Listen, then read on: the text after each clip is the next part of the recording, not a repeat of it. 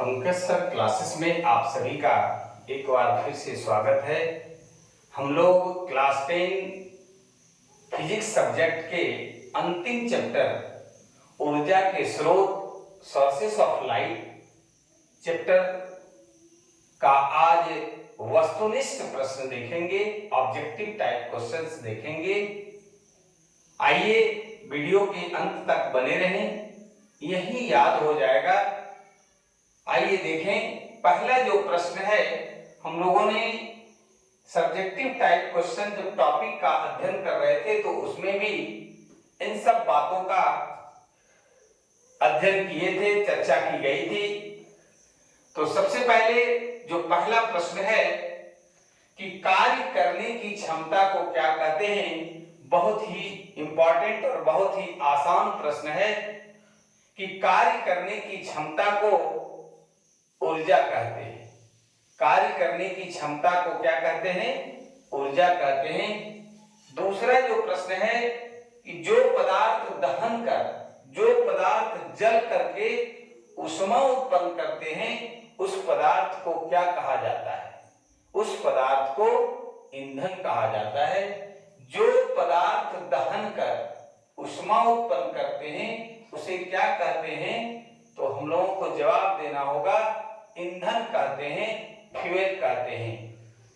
तीसरा जो प्रश्न है कि जीवाश्म ईंधन की ऊर्जा का वास्तविक स्रोत क्या है? जीवाश्म ईंधन में कौन कौन आता है? हम लोगों ने पिछले क्लास में देखा था, कोयला, petroleum, liquefied petroleum gas, LPG जिसको बोलते हैं, ये सब जीवाश्म ईंधन के अंतर्गत आता है। तो जीवाश्म ईंधन की ऊर्जा का वास्तविक स्रोत क्या है? तो हमारा जवाब होगा सूर्य, सन। हम लोगों ने पिछले क्लास में इस बात की चर्चा किया था, सीखा था कि इस धरा पर, इस संसार में ऊर्जा का प्रमुख स्रोत सूर्य है और उसी ऊर्जा का रूपांतरण होता है, हस्तांतरण होता है, चाहे वो जिस रूप में हमें मिलता हो और उसका उपयोग हम लोग जिस प्रकार से भी करते हैं, लेकिन ऊर्जा का जो मुख्य स्रोत है, ऊर्जा का कहिए उद्गम स्थल है, वो सूर्य है, सन है। इसलिए जीवाश्म ईंधन की ऊर्जा का वास्तविक स्रोत अगर आपसे पूछा जाए तो आपको जवाब देना है कि सूर्य है, सन है। इसके बाद है कि सौर ऊर्जा को सीधे, 4 नंबर जो प्रश्न है कि सौर ऊर्जा को सीधे विद्युत ऊर्जा में या विद्युत में, करंट में बदलने वाली युक्ति को क्या कहते हैं? सौर ऊर्जा को सीधे विद्युत में बदलने वाली युक्ति को क्या कहते हैं? तो हम लोग उसका जवाब देंगे सौर सेल, सोलर सेल, सौर सेल। फिर से एक बार देखिए कि सौर ऊर्जा को सीधे विद्युत में बदलने वाली युक्ति को क्या कहते हैं? तो जवाब होगा सौर सेल। अब है 5वां प्रश्न कि बायोगैस का मुख्य घटक क्या है? बायोगैस का मुख्य कंपोनेंट क्या है? अवयव क्या है?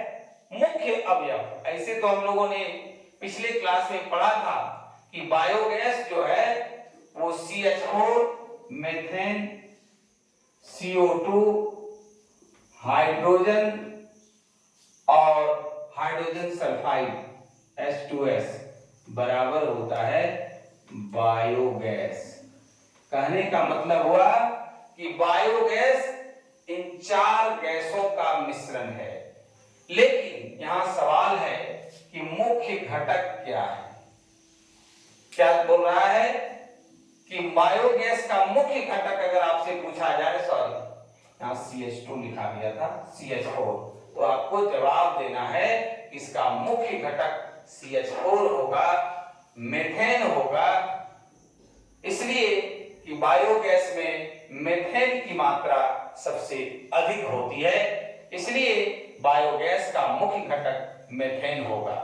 अगला जो प्रश्न है, किसी भारी नाभिक के बहुत इंपॉर्टेंट टाइप का प्रश्न है आपका, जो भी स्क्रीन पर दिख रहा है 7 प्रश्न है, सातों प्रश्न अपने आप में इंपॉर्टेंट है। इसका ख्याल रखेंगे कि किसी भारी नाविक के, छठा नंबर जो प्रश्न है कि किसी भारी नाविक के दो अपेक्षाकृत छोटे नाविकों में टूटने की क्रिया को क्या कहते हैं, तो नाभिकीय विखंडन कहते हैं। हम लोगों ने विस्तार पूर्वक इसको पढ़ा, इसी पर आधारित, नाभिकीय विखंडन पर ही आधारित परमाणु बम बनाया जाता है और यूरेनियम के नाभिक पर एक रेडियो एक्टिव एलिमेंट जिस पर कि न्यूट्रॉन आदि कणों से बमबारी कराया जाता है और वह बेरियम और क्रिप्टन छोटे छोटे नाभिकों में बदलता है और इसके अलावे बहुत विशाल मात्रा में ऊर्जा निष्कासन होता है।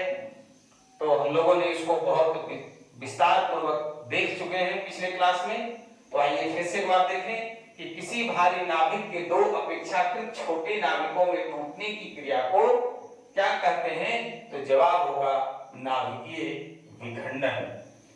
7वां प्रश्न है कि दो हल्के नाभिकों को जुड़कर एक भारी नाभिक बनने की क्रिया को क्या कहते हैं।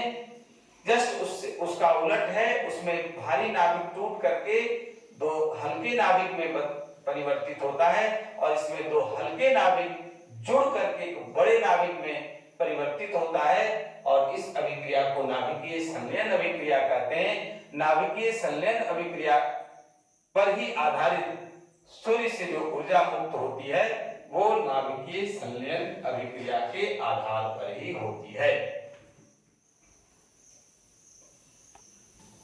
अब देखिए कि अगला जो प्रश्न है वो है कि सूर्य और अन्य तारों में ऊर्जा के स्रोत क्या हैं। अभी हम लोगों ने सीखा कि ऊर्जा का सबसे बड़ा स्रोत सूर्य है, लेकिन सूर्य और अन्य तारों में ऊर्जा के स्रोत क्या है, वहां ऊर्जा कैसे आ रहा है जो जिससे कि हम लोगों को ऊर्जा मिलती है, उससे सूर्य से ऊर्जा निष्कासित होता है, मुक्त होता है। तो हम लोगों ने देखा था कि नाभिकीय संलयन अभिक्रियाओं के द्वारा सूर्य में ऊर्जा, सूर्य से जो निकलती है वो नाभिकीय संलयन अभिक्रिया के द्वारा दो छोटे छोटे दो हल्के नाभिक जुड़ करके बड़े नाभिक में परिवर्तित होता है और इस अभिक्रिया में ऊर्जा की विशाल मात्रा मुक्त होती है। इसलिए हम लोगों से अगर पूछा जाए कि सूर्य और अन्य तारों में ऊर्जा के स्रोत क्या हैं, तो हम लोगों को जवाब देना होगा नाभिकीय संलयन अभिक्रिया। अगला है कि उच्चतर ताप पर कौन सी प्रक्रिया पूरी की जाती है, नाभिकीय संलयन या नाभिकीय विखंडन या दोनों या इनमें से कोई नहीं, तो उसमें आपको जवाब देना होगा नाभिकीय संलयन। विकल्प मैंने नहीं दिया, जानबूझकर नहीं दिया कि आप आंसर को पूरा जानिए, विकल्प देख करके अंदाजा मत लगाइए। इसके बाद अगला जो प्रश्न है कि सौर जल उष्मक का उपयोग गर्म पानी पीने के लिए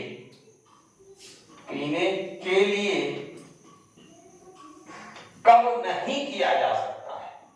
सौर तो हम समझ रहे हैं सूर्य से रिलेटेड है और जल उष्मक यानी जल को गर्म करने वाला वाटर हीटर कह सकते हैं, इसका उपयोग कब नहीं कर सकते हैं, तो जब सूर्य सनलाइट हमको नहीं मिलता है यानी बादल वाले दिनों में। कब कर सकते हैं, तो जब सूर्य की उपस्थिति हो, बादल रहित हो दिन जो होता है उसमें, यानी सूर्य की रोशनी में हम इसका उपयोग कर सकते हैं। अगला है कि सौर पैनल कैसे बनाया जाता है। सौर पैनल कैसे बनाया जाता है जिससे हम लोग सौर ऊर्जा प्राप्त करते हैं, सीधे सौर ऊर्जा को विद्युत ऊर्जा में कन्वर्ट कर देते हैं और अपनी विभिन्न तरह के आवश्यकता आवश्यकताओं को, विभिन्न तरह के उपयोग को पूरा करते हैं, तो सौर पैनल अनेक सौर सेलों को संयोजित करके, जोड़ करके, व्यवस्थित करके सौर पैनल बनाया जाता है। अगला जो प्रश्न है कि पवन विद्युत जनित्र में, बहुत इंपॉर्टेंट क्वेश्चन है हर दृष्टिकोण से, कि पवन विद्युत जनित्र में पवन की चाल, हवा की चाल कम से कम कितनी होनी चाहिए ताकि वो जनित्र चल सके और उससे पवन ऊर्जा प्राप्त हो सके। तो वो कम से कम होना चाहिए 15 किलोमीटर प्रति घंटा के चाल से चलना चाहिए, और नहीं तो सब जगह पवन विद्युत जनित्र लगाया जा सकता था, लेकिन जहां तेज गति से हवा चलती है उन्हीं सब इलाकों में, उन्हीं सब क्षेत्रों में पवन विद्युत जनित्र स्थापित किया जाता है। 13वां और अंतिम प्रश्न है कि सौर सेल बनाने के लिए किसका उपयोग किया जाता है? सौर सेल बनाने के लिए किसका उपयोग किया जाता है? तो सिलिकॉन का उपयोग किया जाता है, जिसकी सीमित मात्रा है, कहीं प्रचुर मात्रा में इसकी उपलब्धता नहीं है, ये सीमित मात्रा में है, इसलिए हम लोगों को इसका भी ख्याल रखना होगा। सौर सेल बनाने के लिए सिलिकॉन का उपयोग किया जाता है। इस प्रकार से हम लोगों ने पूरा फिजिक्स, सभी चैप्टर का अध्ययन किया। आप वीडियो को बार बार देखें, मैं विश्वास दिलाता हूं कि आपने जितना वीडियो के माध्यम से सीखा है उसके बाहर एक भी प्रश्न, चाहे वो ऑब्जेक्टिव हो, सब्जेक्टिव हो, नहीं पूछेगा। इसका मैं भरोसा और विश्वास आप सभी को दिलाता हूं। इस प्रकार से भौतिकी का पूरा चैप्टर, पूरा टॉपिक समाप्त होता है। आगे के वीडियो में हम लोग रसायन शास्त्र का अध्ययन करेंगे, रसायन शास्त्र का क्लास लिया जाएगा। जो लोग अब तक चैनल को सब्सक्राइब नहीं किए हैं, सब्सक्राइब करें, और वीडियो अगर अच्छा लगे तो लाइक और शेयर जरूर करें। आज की क्लास में बस इतना ही। धन्यवाद।